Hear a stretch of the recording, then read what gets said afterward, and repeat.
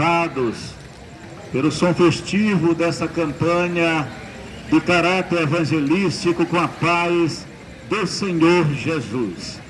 Esta paz que a Bíblia Sagrada vai dizer que excede todo entendimento, que está para além da fronteira do intelecto humano, porque tem natureza sobrenatural. É a paz que você precisa, é a paz que um dia nos alcançou. Nós que outrora, conforme está escrito na Bíblia Sagrada, andávamos desgarrados, sem pastor, mas o pastor Jesus, por sua bondade e misericórdia, pela sua graça, que nada mais é do que a concessão da bondade de Deus a alguém que não tinha nenhum direito a ela, nos alcançou, e hoje nós estamos aqui para dizer que Deus tudo pode, nada é impossível para Ele. A Bíblia Sagrada vai dizer, em Lucas capítulo 18, versículo 27, que aquilo que é impossível aos homens, é possível ao Deus de quem estamos falando aqui nesta noite. Hoje é o dia da tua vitória. Deus, mais uma vez, à luz do que está registrado no capítulo 3, versículo 20 de Apocalipse, está batendo a sua porta, a porta do teu coração, e perguntando se há lugar para Ele na tua vida. Está escrito lá, de maneira bem clara: eis que estou à porta. Ele nunca vai invadir a tua vida.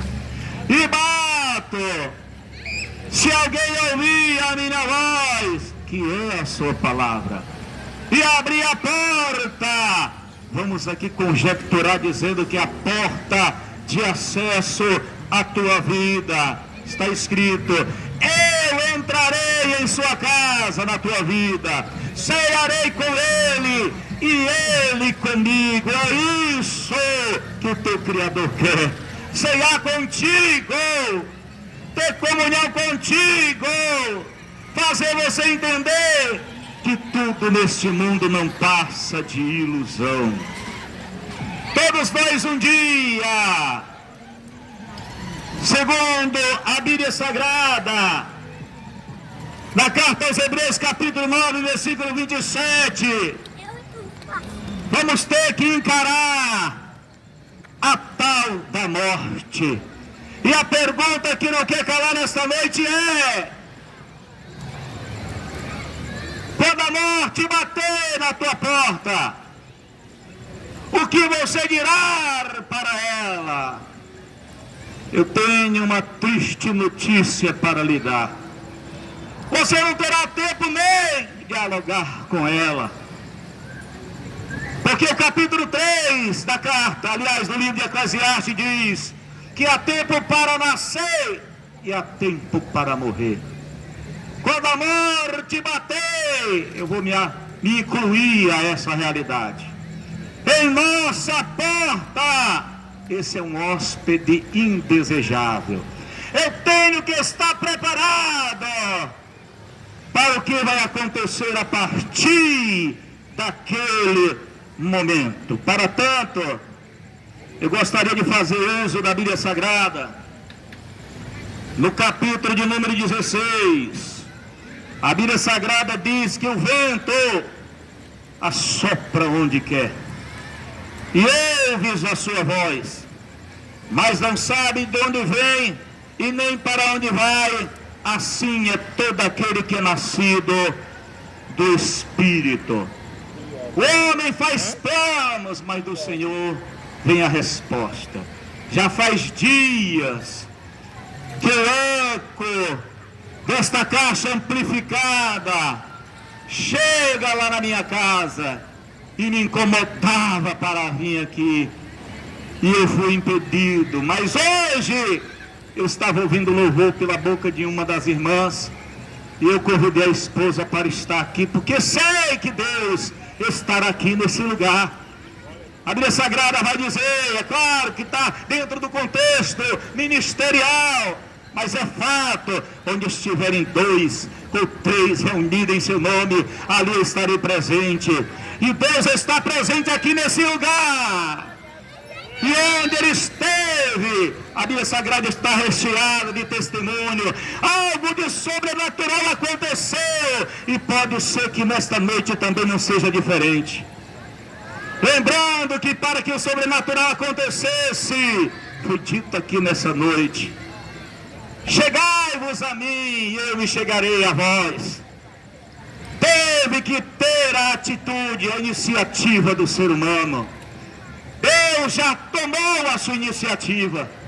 Ele enviou o seu filho para morrer no meu e no seu lugar.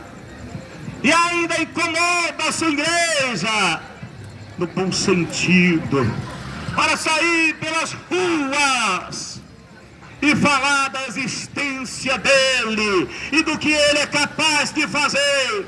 Agora você, assim como a mulher do fluxo de sangue, tem também que se posicionar e vir a ele. Assim como o homem leproso tem que se posicionar e vir a ele.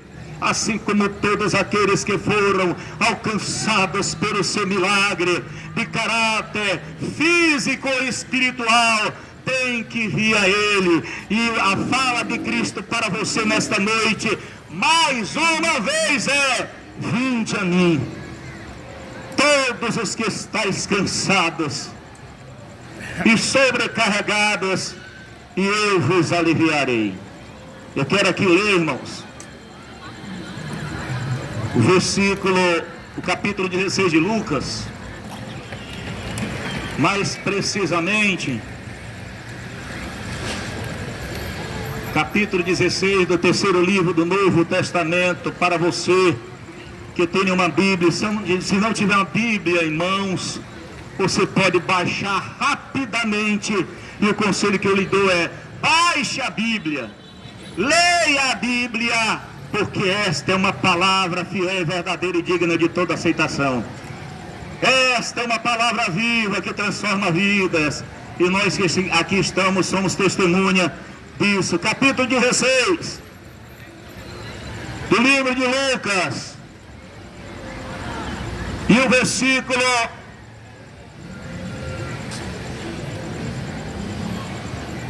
de número 24.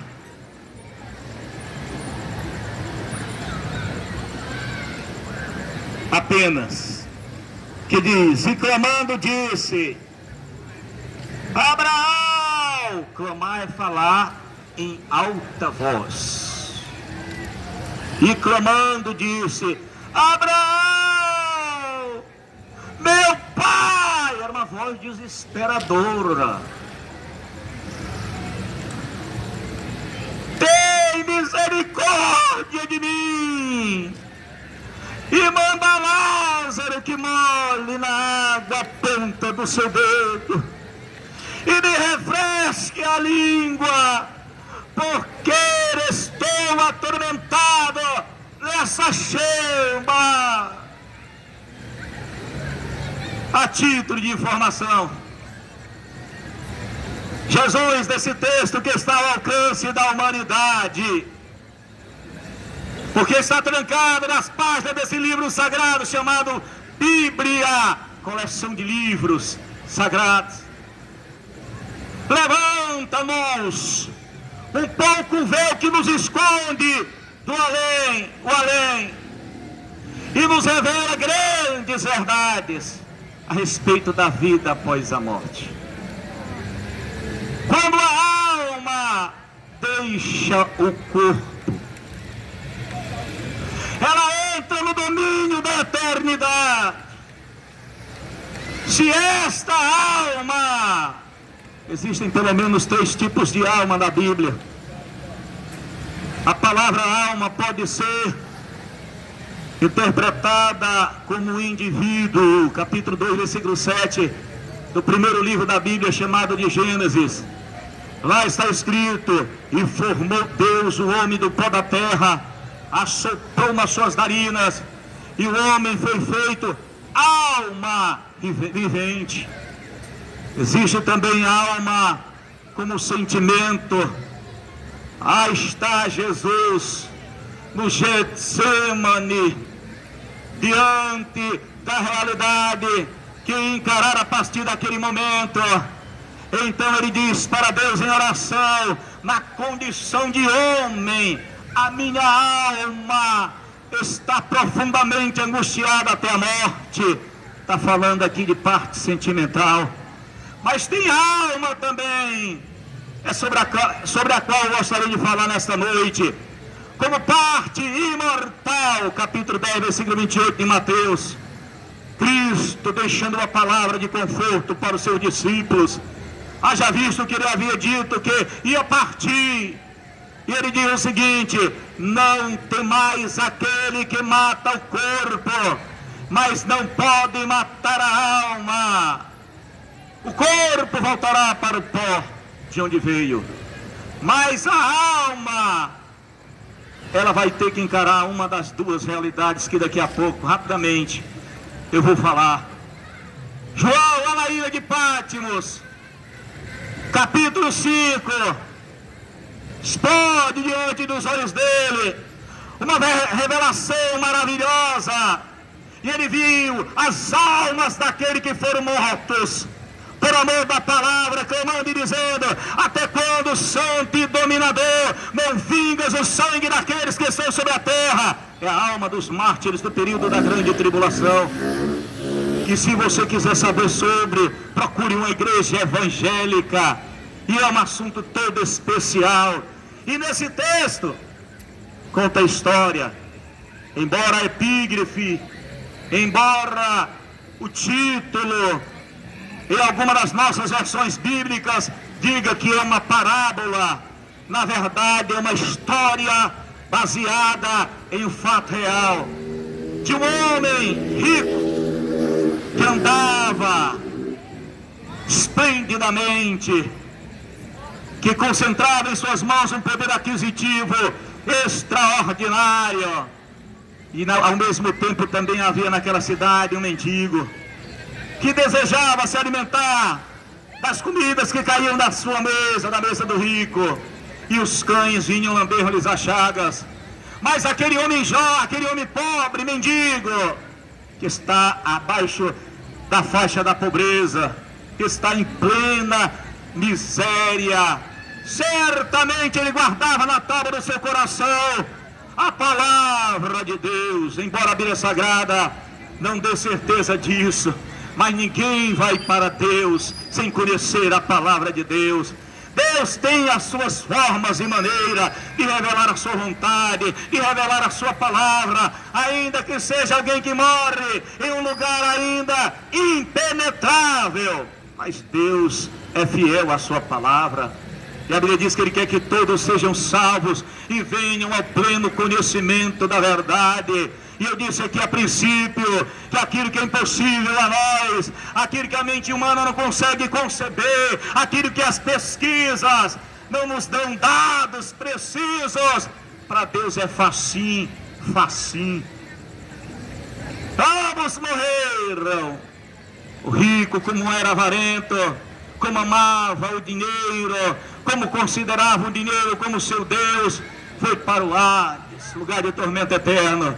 Enquanto que o pobre, o mendigo, que andava segundo a vontade de Deus, provavelmente, aqui acréscimo Deus, foi levado pelos anjos ao seio de Abraão. Vamos considerar uma denominação no período antigo, do Antigo Testamento, para o céu.